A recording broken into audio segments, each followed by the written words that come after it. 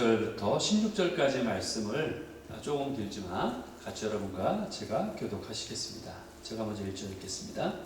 모세가 굿스 여자를 취하였더니 그 굿스 여자를 취하였으므로 미리암과 아론이 모세를 비방하니라. 그들이 이르되 여호와께서 모세와만 말씀하셨느냐 우리와도 말씀하지 아니하셨느냐 하매 여호와께서 이 말을 들으셨더라. 이 사람 모세는 온유함이 지면의 모든 사람보다 더하더라. 여호와께서 갑자기 모세와 아론과 미리암에게 이르시되 너희 세 사람은 회막으로 나아오라 하시니 그 세 사람이 나아가매 여호와께서 구름 기둥 가운데로부터 강림하사 장막 문에 서시고 아론과 미리암을 부르시는지라. 그 두 사람이 나아가매 이르시되 내 말을 들으라. 너희 중에 선지자가 있으면 나 여호와가 환상으로 나를 그에게 알리기도 하고 꿈으로 그와 말하기도 하거니와 내 종 모세와는 그렇지 아니하니 그는 내 온 집에 충성함이라. 그와는 내가 대면하여 명백히 말하고 은밀한 말로 하지 아니하며 그는 또 여호와의 형상을 보거늘 너희가 어찌하여 내 종 모세 비방하기를 두려워하지 아니하느냐. 여호와께서 그들을 향하여 진노하시고 떠나시매 구름이 장막 위에서 떠나갔고 미리암은 나병에 걸려 눈과 같더라. 아론이 미리암을 본즉 나병에 걸렸는지라. 아론이 이에 모세에게 이르되 슬프도다 내 주여 우리가 어리석은 일을 하여 죄를 지었으나 청하건대 그 벌을 우리에게 돌리지 마소서. 그가 살이 반이나 썩어 모태로부터 죽어서 나온 자 같이 되지 않게 하소서. 모세가 여호와께 부르짖어 이르되 하나님이여 원하건대 그를 고쳐 주옵소서. 여호와께서 모세에게 이르시되 그의 아버지가 그의 얼굴에 침을 뱉었을지라도 그가 이레 동안 부끄러워하지 않겠느냐. 그런즉 그를 진영 밖에 이레 동안 가두고 그 후에 들어오게 할지니라 하시니 이에 미리암이 진영 밖에 이레 동안 갇혀 있었고 백성은 그를 다시 들어오게 하기까지 행진하지 아니하다가 그 후에 백성이 하세롯을 떠나 바란 광야에 진을 치니라. 아멘. 예, 이렇게 16절까지 말씀입니다. 오늘 민수기 12장 1절에서 16절 이 말씀으로 나눌 제목을 영혼의 부드러운 힘 The Gentle Strength of the Soul 이라는 제목입니다. 여러분 가장 깊게 베이는 상처가 있는 칼은 어디로부터 오는 칼일까요? 그것은 바로 가장 가까운 사람에게서 오는 칼이 가장 깊은 상처를 남기리라 생각을 합니다. 뭐 낯선 사람이 나를 욕하면 뭐 그냥 그러려니 하고 그냥 넘길 수도 있죠, 그렇죠? 그러나 형제의 비방은 전혀 다릅니다. 그대로 가슴 한복판에 꽂히게 됩니다.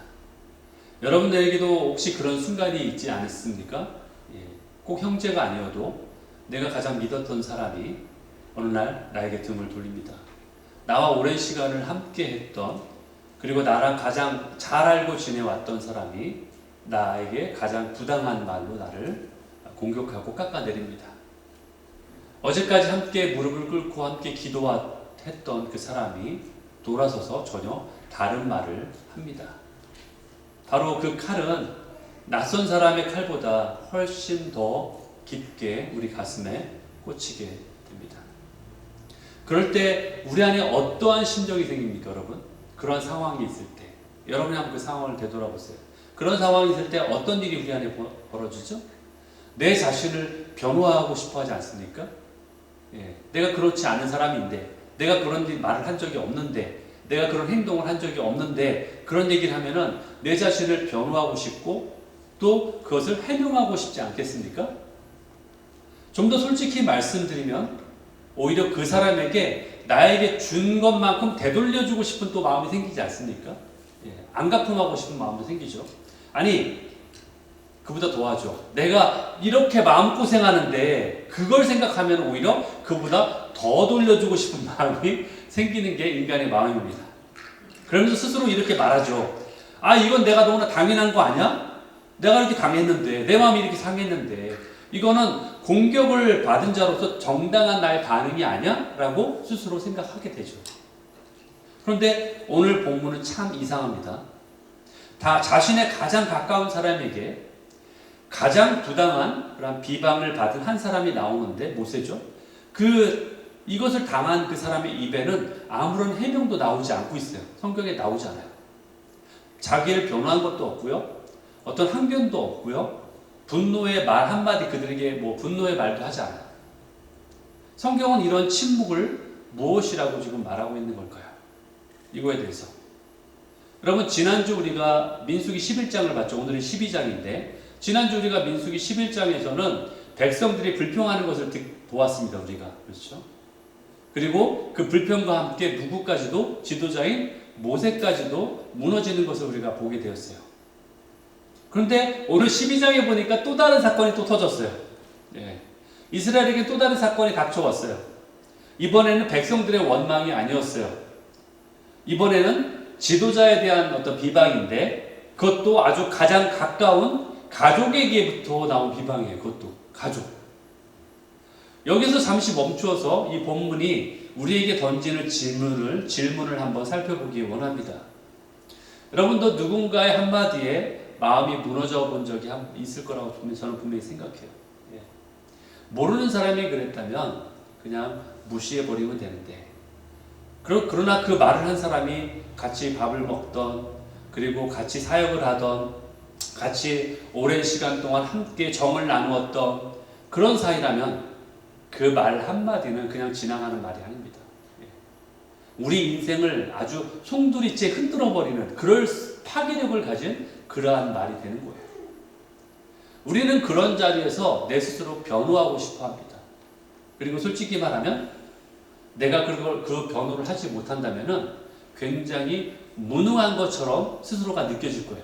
내가 그런 변호조차 못한다면은 내 스스로가 참 나는 그런 변호조차 못하나? 라고 스스로를 참 비하할 정도로 무능하게 느껴질 거예요.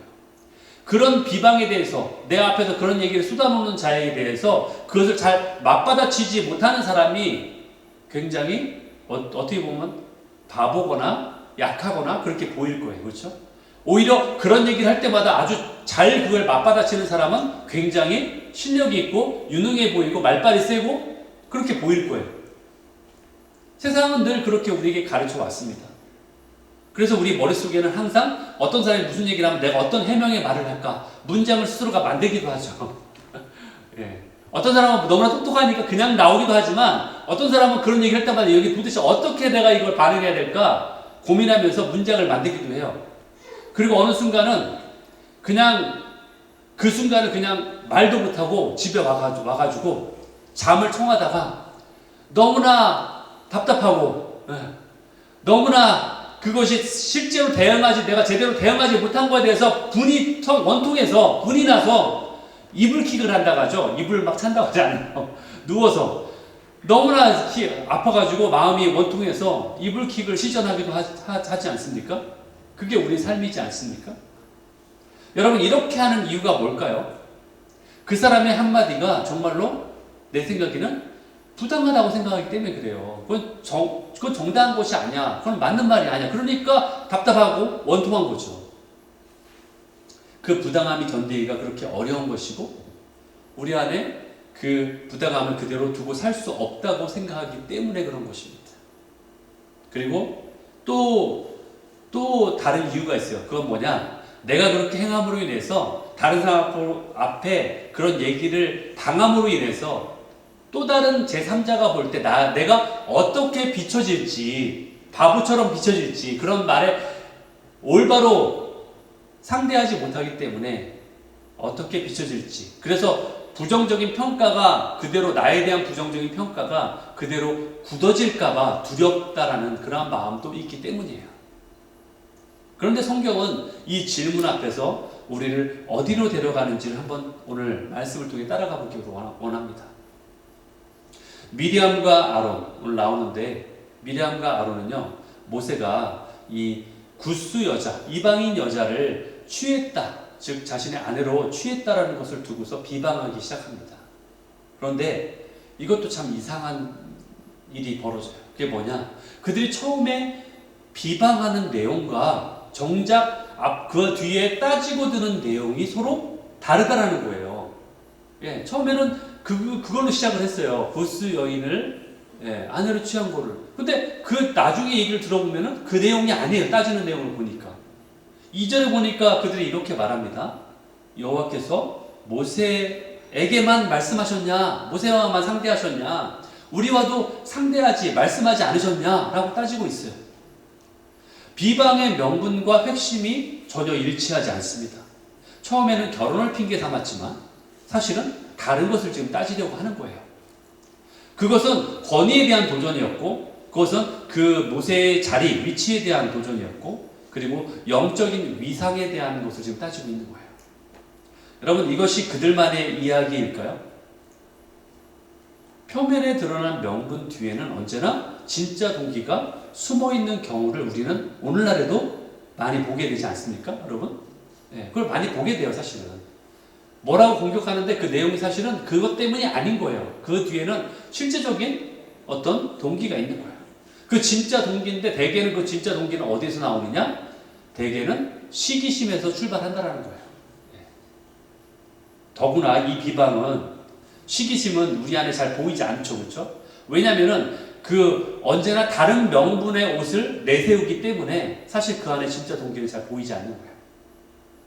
그런데 문제는 뭐냐? 이 비방이 사이가 먼 사람들로부터 온 것이 아니라는 것이 문제라는 거죠. 모세의 친누나, 모세의 친형으로부터 오는 비방이라는 거죠. 여러분, 갈대상자에 띄워진 그 아기, 모세죠. 갈대상자에 띄웠던 그때 그 아기 모세를 강가에서 띄워놓고서 애타게 그걸 바라보면서 막 조마조마하면서 따라갔던 자가 누굽니까? 미리암이죠. 그 누나예요. 여러분, 모세의 말주변이 없는 것을 잘 알고서 옆에서 도와줬던 자가 누굽니까? 형이죠. 아론이죠. 모세를 가장 잘 안다는 사람들이 그의 가장 아픈 곳을 지금 찌르고 있는 거예요. 그 자리에서 모세는 어떻게 반응을 했습니까? 우리 같았으면은 무슨 말이라도 했을 거예요. 그러나 모세는 입을 꾹 다물고 있습니다.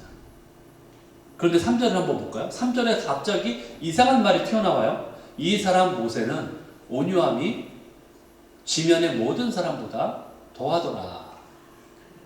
비방받은 사람으로서의 어떤 마땅한 그에 대한 대응 반응, 이것이 나타나야 되는 그 자리인데, 그 타이밍인데, 여기에 갑자기 모세의 인격을 평가하는 내용이 지금 나오고 있다는 거예요. 더구나 여러분 생각해 보세요. 모세오경이 누가, 인간의 저자가 누구예요? 모세오경. 창세기, 출애굽기, 레위기, 민수기, 창출, 레미신 다 5가지, 그렇죠? 이 모세오경이라고 하죠. 왜 모세오경이라고 했겠어요? 모세가 인간 저자이니까. 물론 하나님이 저자이시지만 모세가 저자예요. 결국 모세가 자신의 입으로 자기를 가장 온유하다라고 지금 적은 셈이에요. 그렇게 치면. 그러면 이것이 결국 모세가 자기 평가를 지금 하고 있는 겁니까? 11장의 끝에 보면은 모세 위에 임하셨던 영에 대해서 나와요. 모세 위에 임하셨던 그 영, 즉 성령님이죠. 그 성령님의 인도 아래에 기록된 객관적인 증언이란 뜻이에요. 물론 자기가 적었지만 대필했지만 결국 하나님이 그렇게 인정하셨다는 얘기예요.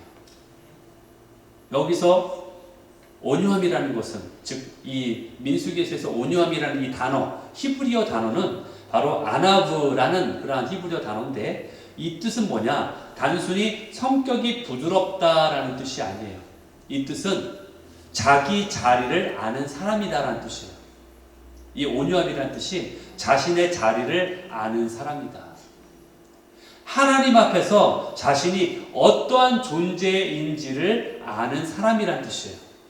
제가 예전에 여러분께 한번 나눈 적이 있는데, 진짜 겸손함이라는 것은 뭐라고 제가 말씀드렸죠? 방금 얘기 드렸죠. 똑같은 얘기예요. 자기 자리를 아는 사람. 그게 바로 진짜 겸손함의 의미예요. 이 단어가 신약에서는 어떻게 변했냐면 헬라어의 프라우스라는 단어로 옮겨집니다. 그 뜻이 뭐냐? 바로 오늘의 제목인 영혼의 부드러움이에요. 그게 온유함이에요. 자기 자신을 아는 것, 자기 자리를 아는 것. 구약에서는, 신약에서는 영혼의 부드러움이라는 표현으로 이렇게 사용되는 언어가 바로 오늘 온유함이라는 그 단어예요. 따라서 모세의 침묵의 이유는 그의 언변이 부족해서가 아닙니다. 자기를 변호하지 않아도 된다라는 힘이 그에게 있었기 때문이에요. 자신에 대한 판단을 오직 하나님께만 맡길 수 있는 사람이었어요. 모세라는 인물을 한번 생각해 보십시오. 모세가 처음부터 그렇게 온유한 사람이었습니까? 아니에요. 절대로 그렇지 않아요. 그는 한때 동족이 맞는 것을 보고서 상대방을 쳐서 죽이기까지 한 사람이에요. 그토록 혈기가 왕성했던 사람이 모세였습니다. 여러분. 그래서 도망가지 않았습니까? 광야로? 그런데 그런 그가 광야에 40년을 보낸 후에야 비로소 그 자리에 오게 됐다는 거예요. 그러므로 온유함은요, 타고나는 기질이 아니라는 거예요. 여러분, 화가 없는 사람이 누가 있습니까? 분노 없는 사람이 누가 있어요? 오히려 조용한 사람이 화나면 무섭다는 얘기 있죠. 여러분, 우리 안에 화가 없는 사람은 없습니다. 절대로. 온유함이라는 건 타고나는 기질이 아닙니다. 광야의 시절과 그런 상황을 지나면서 터득한 것이고요. 그 안에서 영적으로 자라남의 자리에 이른 것이 바로 온유함의 자리라는 거예요. 이 침묵 위에 하나님이 간섭하세요. 개입하세요. 4절입니다. 여호와께서 갑자기 모세와 아론과 미리암에게 이르시되, 그들을 호출해요. 지금 호출하고 있어요. 갑자기 부르세요. 여기서 갑자기라는 표현이 나오죠. 이 긴박감이 느껴지십니까? 갑자기 부르는 긴박감. 모세가 자신을 변호하지 않는 그 순간 하나님이 직접 개입하십니다. 그리고 하나님 말씀하세요. 모세는 다른 선지자들과 다르다. 나는 그와 대면하여 명백히 말한다. 너희가 어찌 내 종 모세를 비방하기를 두려워하지 않느냐? 라고 그렇게 대신 대변하여 변호해 주시는 거예요. 하나님이. 대신 변호하지 않습니까 지금? 그 말씀이 끝나는 순간에 미리암의 살이 하얗게, 눈처럼 하얗게 변합니다. 백인이 되었단 말이 아니에요. 문둥병, 나병에 걸린 거예요. 가장 놀라운 장면은 그 다음에 나옵니다. 13절. 모세가 여호와께 부르짖어 이르되 하나님이여 원하건대 그녀를 고쳐 주옵소서. 여러분, 자신을 비방했던 누나를 위해서, 자기를 깎아내렸던 그 입술을 위해서 모세가 지금 무릎을 꿇고 부르짖는 거예요. 이것은 영혼의 부드러움이 어느 수준까지 갈 수 있는지를 우리에게 보여주고 있는 장면이에요. 하나님이 말씀하시고 온유함이 어디까지 갈 수 있는지를 보여주고 있다는 거예요. 자신을 변호하지 않는 것도 대단한데 거기에 멈추지 않고 오히려 자신을 친 자를 기도하는 자리까지, 그 사람을 위해서 기도하는 자리까지 지금 나아가고 있는 모세의 모습을 보는 거예요. 여러분 생각에 누나니까 기도했겠지. 그럼 뭐 미리암은 누나니까 쳤습니까? 누나라서 동생을 쳤습니까? 여러분, 우리가 살면서 나이가 들수록 우리의 가족이 사실은 오히려 더 먼 가족처럼 느껴질 때가 있지 않습니까? 오히려 옆에 있는 이웃이 더 친하게 느껴지는 경우도 있잖아요. 그건 뭐예요? 핏줄이 함께라고 해서 기도하는 게 아니라는 거예요. 하나님께서는 모세의 부드러운 영혼을 통해 조용히 지금 일하시고 계신 거예요. 이제 우리가 처음에 질문으로 한번 돌아가 보기만 합니다. 가장 가까운 사람의 비방 앞에서 과연 우리는 무엇을 의지할 수 있냐라는 거예요. 그런 상황 가운데 이 본문이 말하고 있는 것이 이것이에요. 온유함은 결코 약함이 아니다라는 거예요. 온유함은 결코 약함이 아니다. 자기를 변호하지 않는 것은 나에게 변호할 능력이 없어서가 아니라는 거예요. 나를 변호하실 더 큰 분이 계심을 믿기 때문이에요. 침묵하는 것은 나에게 할 말이 없어서가 아니에요. 나를 들으시는 분이 계심을 내가 알기 때문이에요. 보복하지 않는 것은 나에게 힘이 모자라서가 아닙니다. 이것을 의롭게 갚아주실, 대신 갚아주실 분이 계심을 내가 알고 있기 때문이에요. 이것이 바로 영혼의 부드러움입니다. 바로 모세에게 있다는 그 온유함의 모습이에요. 온유함이 본래 가리키는 것이 이것입니다. 그것은 뭐냐? 길들여진 말하고 똑같아요. 야생말이 있죠. 근데 그 야생말을 길을 들입니다. 여러분, 통제가 되지 않는 그 야생의 힘이 아니라는 거예요. 주인의 손에 의해서 다스림을 받는 강한 힘이 바로 이 힘이에요. 여러분, 길들여졌다고 해서 힘이 약해진 게 아니에요. 여전히 무거운 짐을 끌 수 있습니다. 여전히 그 말은 빠르게 달릴 수가 있어요. 다만 주인의 손에 그 고삐가 들려있기 때문에 주인이 가리키는 방향으로 빨리 달리는 거예요. 주인이 원하는 방향으로 그 힘을 사용할 줄 알게 된다는 거예요. 이것이 바로 온유함입니다. 여러분, 다스림을 받는 힘이 진짜 힘입니다. 길들여지지 않는 힘은 자신을 무너뜨리는 힘이 될 수밖에 없는 거예요. 이것이 바로 온유함이에요. 자신을 다스리는 분을 신뢰하는 자가 발휘하는 힘, 그분의 통치 아래에, 그분의 다스림 아래에 내 힘을 내려놓는 거예요. 내 힘을 맡겨드리는 거예요. 그렇습니다. 바로 이것이 미리암과 아론에게 없던 힘이 바로 이거였어요. 그 둘은 영적으로 결코 낮지 않았어요. 그들도 영적으로 뛰어난 자들이에요. 그러나 그들에게 없던 힘이 바로 이것이었다는 거예요. 모세와 차이가 있었다면 바로 이것이 없었던 거예요. 제가 한 가지 흥미로운 사실을 여러분께 말씀드리고 싶습니다. 처음에 모세가 하나님으로부터 사명을 받을 때 그가 뭐라고 했습니까? 여러분 기억하시죠? 하나님으로부터 부르심을 받을 때 뭐라고 얘기했어요? 저는 입술이 둔한 자입니다 라고 얘기했죠. 주춤했어요. 거절하려고 했어요. 근데 그 말은 사실이에요. 예, 그냥 뭐 자신을 겸손하게 하기 위해서 아니면 하기 싫어서 일부러 핑계를 대서 이런 것도 아니에요. 핑계도 아니고 겸손함도 아니에요. 실제로 사실이에요. 모세가 입술이 둔한 게 사실이었다라는 거예요. 그래서 모세가 처음 이집트에서 바로왕 앞에 설 때도 자기 혼자 가지 않았습니다, 여러분. 예, 형 아론을 대동해서 같이 갔어요. 그리고 10가지 재앙, 여러분 한번 집에 가셔서 한번 그 보세요. 예, 그 출애굽기에 10가지 재앙의 초반부를 한번 보세요. 누가 하나님의 기적을 행했는지, 누가 행했는지 아십니까? 아론이 했어요. 모세가 안 했습니다. 아론이 행했습니다. 모세는 그냥 듣고서 그걸 전해줬으면 아론이 그걸 직접 행한 거예요. 그 중에서 출애굽기 7장 19절만 봐도 나오죠. 여호와께서 모세에게 이르되 아론에게 그렇게 하도록 명령하기를 아론의 너의 지팡이를 잡고서 네 팔을 애굽의 물들에 내밀게 하라. 그러니까 아론이 그렇게 한 거예요. 여러분 이 장면이 보이십니까? 하나님은 모세에게 말씀하셨는데 정작 손을 뻗어 사역을 행한 것은 실질적으로 한 것은 아론이라는 거예요. 첫째 재앙도 그랬고요. 둘째 재앙에서도 그랬고요. 셋째 재앙에서도 그렇게 했어요. 예. 모세가 입을 열면 아론이 손을 듭니다. 모세가 가리키면 아론이 그대로 행합니다. 이것이 무엇을 말해줍니까? 아론도 하나님의 일을 대행할 정도의 그런 영적 수준이 있는 사람이라는 거예요. 그 정도로 하나님의 일을 대신할 잘하는 거죠. 그도 영적으로 어느 정도 수준에 올라 있는 사람이라는 것을 우리가 알게 된다는 거예요. 그런데 이런 아론이 왜 오늘 본문에서 이렇게 행동했냐라는 거예요.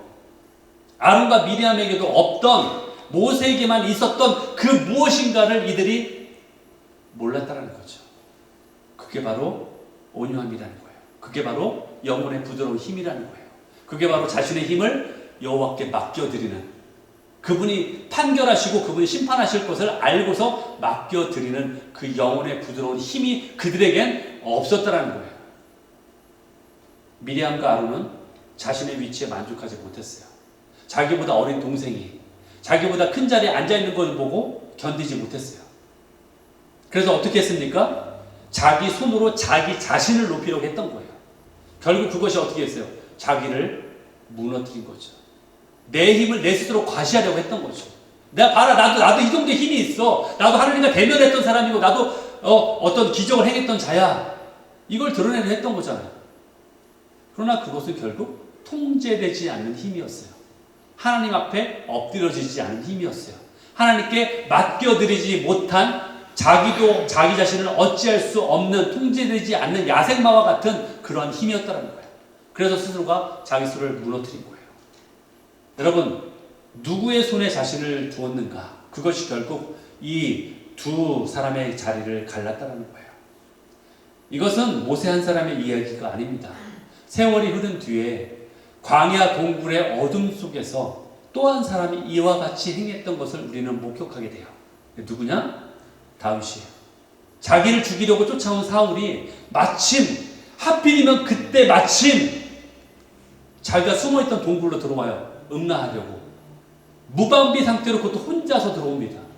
여러분, 이것은 다윗에게 있어서 아주 절호의 찬스예요. 절호의 기회입니다. 어쩌면 이걸 보면서 와, 하나님이 나에게 이런 기회를 주셨구나라고 영적으로 오히려 그렇게 해석할 수도 있어요. 칼을 한 번만 빼어들면, 눈 감고 그냥 칼 한 번 빼가지고 내리치면 그것으로 모든 것이 끝이 납니다. 더 이상 다윗은 살기 위해서 도망칠 필요도 없어요. 자기를 쫓는 사람이 사울이었으니까. 광야를 더 이상 헤맬 필요도 없고 동굴에 숨을 필요도 없고 상황이 종료가 됩니다. 그걸 다 알고 있어요. 그런데 다윗이 어떻게 했습니까? 사울의 옷자락만 잘랐어요. 그런데 그 옷자락 자른 것조차도 마음에 막 너무 찔려 있다라는 거예요. 내가 하나님이 세우신 그 왕의 옷자락을 잘랐구나. 그것마저도 굉장히 힘들어했어요. 그리고 어둠 속에서 멀리서 사울을 향해 외쳤죠. 여호와께서 나와 왕 사이를 판단하시기를, 누가 정말 정의로운 자인지 심판하시기를 내가 원합니다. 내 손으로 그렇기 때문에 당신을 해치지 않습니다. 하나님이 하실 거니까. 그걸 너무나 잘 알고 있는 거예요, 다윗이. 여러분 보이십니까? 다윗도 자신이 억울함이 있지 않을까요? 왜 죽어야 돼, 다윗이? 죽을 이유가 없어요. 왜 도망 다녀야 돼요? 그 억울함을, 그 시시비비를 하나님의 손에 맡긴 거예요. 자기 손으로 끝내지 않았어요. 판단하실 분께 그 올바른 판단을 맡기는, 이것이 진정한 힘이라는 거예요. 영혼의 부드러움, 이것이 온유함이에요. 모세 침묵 위에 임하셨던 그 진리가 그 어둠 동굴의 어둠 속에서 다윗의 손을 붙잡고 있었던 거예요. 이것이 바로 같은 자리입니다. 모세가 걸었던 그 같은 자리예요. 여러분, 복음은요, 우리에게 자신을 변호할 권리를 강화시키도록 가르치는 것이 아니에요. 나의 어떤 정당성을 가르치는 것을 가르치는 게 아니에요. 심지어 우리의 속사람의 강건함을 주십시오라는 것이, 다른 사람하고 싸울 때 내 속사람이 막 강건하여가지고 싸움에서 이겨라, 이런 강박함을 얘기하는 그 강건함이 아니에요. 복음은요, 우리를 다스리시는 그분의 손에 나 자신을 맡겨드리는 능력이 바로 그것이에요. 여러분, 오늘 이 자리에 한 분 한 분이 여러분 앉아 계신데, 여러분들이 지금 그럴 수도 있고 예전에 그랬을 수도 있고, 누군가의 한마디로 여러분이 며칠 동안이나 가슴이 무너져 내린 경험이 있으실 거예요. 지금이 그럴 수도 있고요. 그리고 또 누군가가 여러분의 가장 가까운 사람이 입에서 나온 한마디 때문에 밤잠을 설치면서 괴로워했던 적이 있었을 거예요. 그리고 누군가가 여러분 머릿속에 해명할 문장을 만들도록 하는 사건을 만든 경우가 있었을 거예요. 그 사람을 한번 떠올려 보세요. 바로 그러한 자리에 그 자신을 친 누나의 손을 잡고 무릎을 꿇었던 모세의 모습을 떠올리시기 바랍니다. 살이 썩어 들어가는 누나를 위해서 하나님이여 원하건대 고쳐주옵소서라고 부르짖던 그 음성, 이것이 바로 영혼이 부드러운 자가 가질 수 있는 힘이지 않겠습니까? 여러분, 이 길은 우리가 만들 수가 없어요. 사실은 제가 여러분께 말씀드리는 이유는 여러분이 이 힘을 기르십시오라고 말씀드리는 게 아니에요. 이 길은요, 우리가 갈 수 없어요, 사실은. 그러나 모세보다 더 온유하신 분이 우리 안에 계세요. 모세보다 더 온유하신 분. 채찍 앞에 단 한마디도 변호하지 않으셨던 분. 십자가에 자신을 못 박히시면서 자신을 십자가에 못 박은 자를 위해 기도하셨던 그분. 그분이 우리에게 계시지 않습니까? 우리가 성찬식에서 함께 그 피와 살을 떼면서 기리고 기념하며 보았던 그분. 그분이 우리에게 친히 말씀하세요. 마태복음 11장 29절. 나는 마음이 온유하고 나는 마음이 겸손하니 나의 멍에를 메고 나에게 배워라. 그리하면 너희 마음이 참 안식을 얻을 것이다. 참 평화를 누릴 것이다. 참 쉼을 얻을 것이다. 갈라디아서 5장에서는 온유를 성령의 열매 중에 하나라고 우리에게 말하고 있어요. 이 얘기는 뭐예요?